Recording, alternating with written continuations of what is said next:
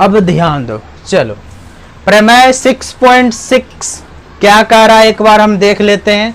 कह रहा है दो समरूप त्रिभुज के क्षेत्रफलों का अनुपात इनके संगत भुजाओं के अनुपात के वर्ग के बराबर होते हैं। कहने का मतलब इसका एक एक स्टेटमेंट के अकॉर्डिंग हमें क्या लिखना होता है, दिया है, सिद्ध करना है, और जो इसके अकॉर्डिंग अगर रचना लगना होता है तो रचना हम करते हैं। तो पहले एक एक स्टेटमेंट देखो। दो समरूप त्रिभुज है, कैसा त्रिभुज है, दो समरूप त्रिभुज है।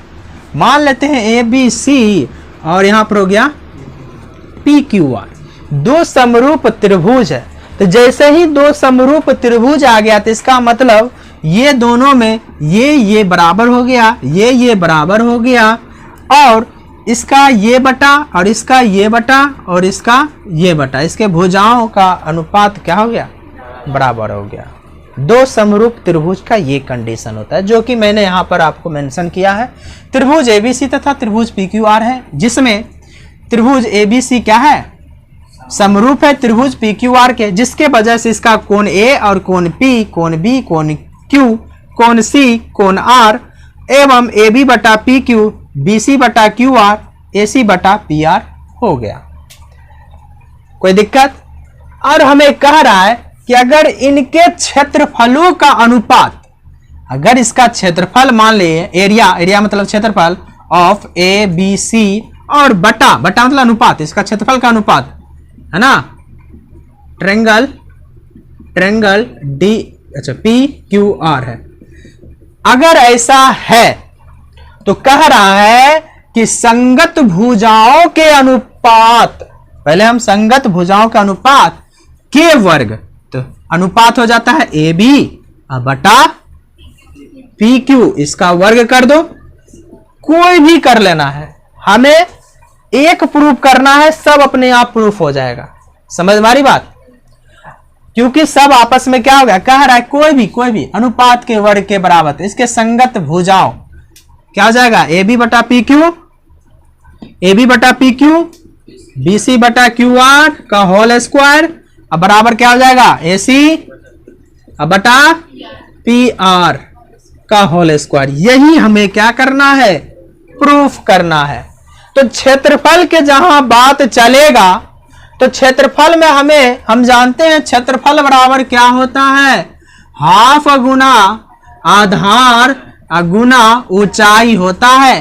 तो हमें ऊंचाई तो नहीं मालूम है, तो हमने क्या कर लिया, यही चीज के लिए हमने क्या किया, ये रचना किया, ए एम डाला, वही बोला है रचना ए एम है ना, ए एम लंब डाले हैं बीसी पर, और उसी प्रकार पी एन लंब डाले हैं क्यू आर पर। ये हमारे पास क्या हो गया, थोड़ा सा कंस्ट्रक्शन हो गया। अब हम सीधा प्रमाण की ओर तरफ चलते हैं। प्रमाण हमें क्या करना होगा, प्रमाण त्रिभुज ए बी सी तथा त्रिभुज पी क्यू आर में, दोनों में लेना है, क्या लेना है, एरिया लेना है, दोनों का क्षेत्रफल। तो एरिया यानी क्षेत्रफल, एरिया ऑफ ट्रायंगल एबीसी, अनुपात मतलब बटा होता है area of triangle P Q R होगा। कोई दिक्कत? अब ध्यान देना, अगर इस त्रिभुज में हम देखें तो ये हो गया बीसी और ये हो गया एम, जो कि ऊंचाई हो गया। हम जानते हैं हाफ गुना क्या होता है, आधार हो गया बीसी गुना ऊंचाई हो गया एम, क्या हो गया, एम। उसी प्रकार इस त्रिभुज में भी हम क्या लिखेंगे, हाफ गुना क्यू आर गुना पी एन। ठीक है, तो अब क्या हो जाएगा, हाफ कैंसिल हो गया, तो मेरे पास आ गया area of triangle ABC, area of triangle P Q R बराबर क्या हो जाएगा, बीसी गुना ए एम, और यहां पर क्यू आर गुना पी एन। इसको समीकरण एक मान लेते हैं, कोई दिक्कत? अब यहां पर हमें देखो BC बटा क्यू आर, देखो BC बटा क्यू आर है ना, इसको AM है ना, AM को हमें बदलना है क्या चीज में, BC में, और PN को भी बदलना है QR में। अब ध्यान दो, हमें AM और PN को क्या करना है, बराबर करना है। तो इसके लिए हम इसके पास जाते हैं, तो बोल रहे हैं हम तभी बराबर होंगे जब तुम हमको ये जो इस तरफ जो दिख रहा है ना समरूप करोगे, तभी हम बराबर होंगे। इसीलिए हमें क्या करना है, ये ABM और PQN ये दोनों त्रिभुज जो दिख रहा है उसे हमें क्या करना होगा, समरूप। चलो समरूप कर लेते हैं। तो ABM त्रिभुज ABM तथा त्रिभुज PQN इसमें क्या करना होगा, समरूप करना होगा। समरूप करने के लिए बस दो कंडीशन, अभी हम तुरंत जानते हैं कि ये और ये बराबर है, B बराबर Q, कौन B बराबर कौन Q दिया है ना, दिया है। और क्या हो जाएगा, कोण M, इसको लिख लेते हैं AMB, कोण AMB अब बराबर कौन PNQ क्या चीज है, 90 डिग्री से। तो ये हमारा क्या हो गया, समरूप हो गया।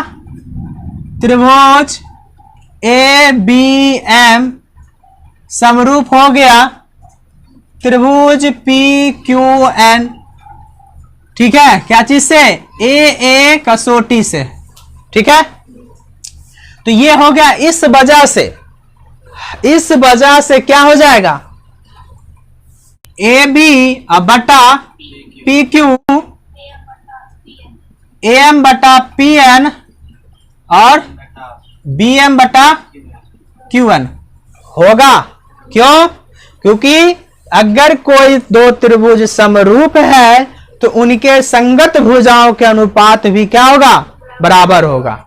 तो ये हमारे पास क्या हो गया, अनुपात में आ गया। अब हमें ध्यान देते हुए AM बटा PN ये कब बराबर होगा, जब AB बटे PQ। अब देखो यहां पर देखो AB बटे PQ ये सब आपस में बराबर है, तो ये भी आपस में क्या हो गया, बराबर है। इसका मतलब छाओ का छाओ आपस में क्या हो गया, बराबर हो गया। कैसे, AB बटे PQ बराबर BC बटे QR, AC बटे PR। इसके वजह से ये सारे के सारे आपस में क्या हो गया, बराबर हो गया। तो इस वजह से हम क्या लिखेंगे, चलो इसको हम क्या कर लेते हैं, इसको समीकरण 1 मानते हैं, इसको 2 मान लेते हैं, इसको 3 मान लेते हैं समीकरण, कोई दिक्कत। तो हम क्या कहेंगे, समीकरण 1 और 3 से, 1 और 3 से देखा जाए तो AB बराबर PQ, BC बराबर QR। हमें क्या चाहिए, BC बटे QR। तो इस यहां से हमने क्या ले लिए, BC QR। ये किसके बराबर हो जाएगा, ये जब इसके बराबर है तो ये भी आपस में क्या हो जाएगा, AM बराबर बटे PN हो जाएगा।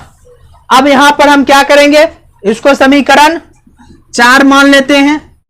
समीकरण 2 और 4 से, तो समीकरण 2 क्या कह रहा है area of triangle ABC divided by area of triangle PQR बराबर क्या हो जाएगा, BC बटा QR होगा।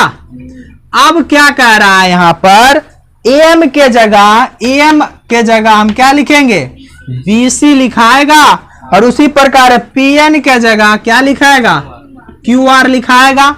तो हो गया हमारे पास proof, area of ABC area of triangle PQR बराबर BC डिवाइडेड बाय QR का होल स्क्वायर हो गया। तो देखो ये हमारे पास प्रूफ हो गया, तो बाकी भी क्या हो गया, बराबर हो गया। तो हम क्या लिखेंगे, इसी प्रकार